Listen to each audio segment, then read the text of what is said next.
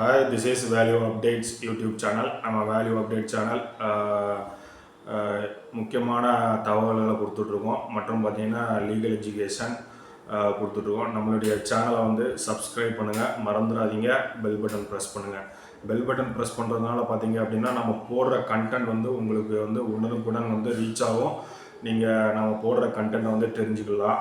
Skip பண்ணாமல் பாருங்கள், full வீடியோவும் பாருங்கள். அப்போ தான் உங்களுக்கு ஒரு நல்ல புரிதல் கிடைக்கும். மற்றும் பார்த்தீங்க அப்படின்னா சப்ஸ்கிரைபர் வந்து வியூ பண்ணும்போது வியூவர்ஸு வாட்ஸ்அப் குரூப்ஸ் அப்புறம் பார்த்தீங்க அப்படின்னா சோசியல் மீடியாஸ்லாம் ஷேர் பண்ணுங்கள். அதன் மூலமாக மக்கள் நல்ல பயனுள்ள விஷயங்களை தெரிஞ்சு கொள்வாங்க. இன்றைக்கி நம்ம பார்க்க போகிறது, இந்தியாவில் வந்து கச்சா எண்ணெய் உற்பத்தி இருக்குதா, நம்ம வந்து இல்லை அப்படின்னா வெளிநாடுகளில் மட்டும்தான் மொத்தத்துக்குமே வாங்கிட்டு இருக்கோமா அப்படிங்கிற ஒரு விஷயமும், உலகத்தில் கச்சா எண்ணெய் வந்து யார் யார் எவ்வளோ பயன்படுத்தி கொண்டு இருக்கிறார்கள், அதாவது பெட்ரோல் டீசல் இந்த மாதிரியான விஷயங்கள் வந்து எனர்ஜி வந்து எவ்வளோ யூஸ் பண்ணுறாங்க உலக நாடுகளில் அப்படிங்கிறத பார்க்க போகிறோம். இந்தியாவில் கச்சா எண்ணெய் உற்பத்தி அப்படிங்கிறது இருக்குதா அப்படின்னு பார்க்கும்போது, இந்தியாவில் வந்து கச்சா எண்ணெய் உற்பத்தி இருக்குது. அதாவது 10லிருந்து ஒரு 15% கச்சா எண்ணெய் உற்பத்தி இருக்குது.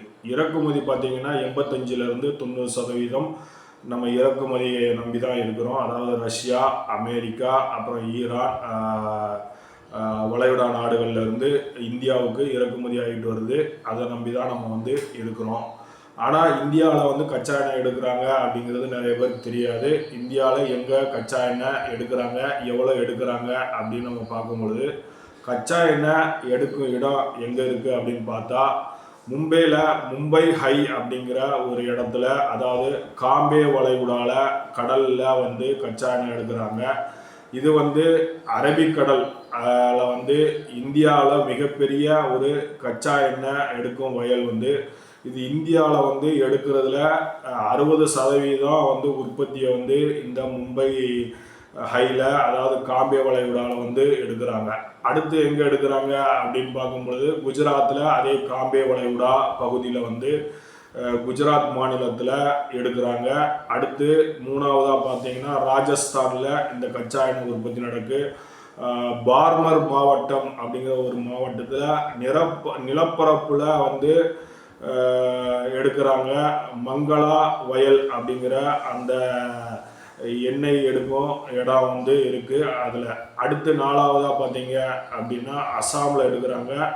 அசாமில் வந்து திக்பாய் அப்படிங்கிற மிக பழமையான எண்ணெய் வயல். இந்த எண்ணெய் வயல்லிருந்தும் வந்து நம்ம இந்தியாவில் வந்து கச்சா எண்ணெய் எடுக்கப்படுது. கிருஷ்ணா கோதாவரி பேசன் அப்படின்னு சொல்கிற கேஜி பேசன்லேயும் ஒரு சிறிய அளவிலான கச்சா எண்ணெய் எடுப்பது இந்தியாவில் வந்து நடந்து கொண்டு இருக்குது. அடுத்து தமிழ்நாட்டில் பார்த்தீங்க அப்படின்னா காவேரி பேசின், அதாவது நரிமணம் அப்படிங்கிற ஒரு ஏரியா இருக்குது. அந்த ஏரியாவில் எடுத்துகிட்டு இருக்காங்க. இங்கெல்லாம் வந்து முக்கியமாக வந்து எந்த நிறுவனம் வந்து இந்த கச்சா எண்ணெயை எடுத்துகிட்டு இருக்காங்க, கச்சா எண்ணெயை சுத்திகரிப்பு பண்ணி விநியோகம் பண்ணிகிட்டு இருக்காங்க அப்படின்னு பார்க்கும்பொழுது, ஓஎன்ஜிசி நிறுவனம் வந்து எடுத்துகிட்டு இருக்கு. ஆயில் இந்தியா லிமிடெட் அப்படிங்கிற நிறுவனமும், வேதாந்தா அப்படிங்கிற நிறுவனம், அப்புறம் ரிலையன்ஸ் அப்படிங்கிற நிறுவனம் வந்து எடுத்துகிட்டு இருக்கு. இது பார்த்தீங்க அப்படின்னா இந்தியாவில் இந்த கச்சா எண்ணெய் உற்பத்தி தோராயமாக 6,07,000 பேரல் வந்து ஒரு நாளைக்கு எடுக்கிறாங்க. இது வந்து ஒரு சிறிய அளவிலான ஒரு கச்சா எண்ணெய் உற்பத்தி. இதிலிருந்து பெட்ரோல் டீசல் வந்து உற்பத்தி பண்ணுறாங்க. இது வந்து பார்த்தீங்க அப்படின்னா ஒரு நாளைக்கு வந்து 6,07,000 வந்து பேரல் எடுக்கிறாங்க. 2025-26 தரவுப்படி இந்த நிலைமை வந்து இருக்குது. இப்போது இந்த ஸ்ட்ரெய்ட் ஆஃப் ஹார்மஸ் அப்படிங்கிற இடத்துல வந்து எவ்வளோ எடுக்கிறாங்க, உலகத்திலிருந்து எவ்வளோ வந்து எங்கெங்கெல்லாம் கன்சியூம் பண்ணுறாங்க அப்படின்னு பார்த்தீங்கன்னா, முக்கியமாக ஸ்ட்ரெய்ட் ஆஃப் ஹார்மஸுடைய முக்கிய வழித்தடம் பார்த்தீங்க அப்படின்னா ஆயில் போகிறது தான். இது வந்து பெர்சியன் கல்ஃபை வந்து குளோபல் மார்க்கெட்டோட கனெக்ட் பண்ணுது அப்படிங்கிறதும், ஆயில் எங்கெங்கெல்லாம் இருந்து வருது அப்படின்னு பார்த்தீங்கன்னா சவுதி அரேபியாவிலேருந்து இது வழியாக வருது, ஈராக்கில் இருந்து வருது, ஈரானில் இருந்து வருது, குவைத்தில் இருந்து வருது, யுஏஇ யுனைடெட் அரப் எமிரேட்ஸில் இருந்து வருது. இதில் வந்து ஏதாவது டிஸ்ட்ரப்ஷன் வந்து இருக்குது ஆயில் வந்து கொண்டு வரதில்லை அப்படின்னா குளோபல் ஆயில் ப்ரைஸ் வந்து ஹைக் ஆகும். இதில் அப்படிங்கிறது ஒரு விஷயம். இந்த ஸ்ட்ரெய்ட் ஆஃப் ஹார்மோஸ் அப்படிங்கிற ஒரு இடம் வந்து வேர்ல்டு ஃபேமஸ் இடம். இது வந்து எதுக்காக அப்படின்னா 20% குளோபல் ஆயில் சப்ளை இது வழியாக நடக்கு. எனர்ஜி லைஃப் லைன், இது வந்து குளோபலோடைய எனர்ஜி லைஃப் லைன். இந்த ஸ்ட்ரெய்ட் ஆஃப் ஹார்மோஸில் மேஜர் கண்ட்ரி வந்து எந்தெந்த மேஜர் கண்ட்ரி இந்த ரூட்டை யூஸ் பண்ணி எவ்வளோ பேரல் வந்து கன்சியூம் பண்ணுறாங்க அப்படின்னு பார்க்கும்பொழுது சைனா வந்து முதல் இடத்துல இருக்குது. அதாவது 5 to 8 மில்லியன் பேரல் ஒரு நாளைக்கு வந்து இந்த வழித்தடம் மூலமாக கப்பலில் வந்து அவங்க வந்து கொள்முதல் பண்ணுறாங்க. இந்தியா வந்து 2வது இடத்துல இருக்குது. அது வந்து பார்த்திங்க அப்படின்னா தோராயமாக 2 to 2.5 மில்லியன் பேரல் ஒரு நாளைக்கு வந்து இந்த வழித்தடத்தில் வர்றது வந்து அவங்களுக்கு வந்து கன்சியூம் பண்ணுறாங்க இந்தியா. ஜப்பான் பார்த்திங்கன்னா 1.6 to 3 பில்லியன் பேரல் வந்து இந்த வழித்தடத்து வழியாக வர்றதுனால கன்சியூம் பண்ணுறாங்க. 4வதா சவுத் கொரியா 1.7 பேரல்லேருந்து 2.5 மில்லியன் பேரல் வரைக்கும் ஒரு நாளைக்கு இந்த வழித்தடத்தில் வர்றதன் மூலமாக வந்து கன்சியூம் பண்ணுறாங்க. இதனால இது வந்து ரொம்ப முக்கியமான ஒரு வழித்தடம் கப்பல் போக்குவரத்தில், அதுவும் பார்த்திங்கன்னா ஆயில் கொண்டு வரதில் அப்படிங்கிறது. இப்போ எந்தெந்த நாடு நம்ம வந்து இந்த வழித்தடத்தின் வர மூலமாக யூஸ் பண்ணுறாங்க அப்படிங்கிறத பார்த்தோம்.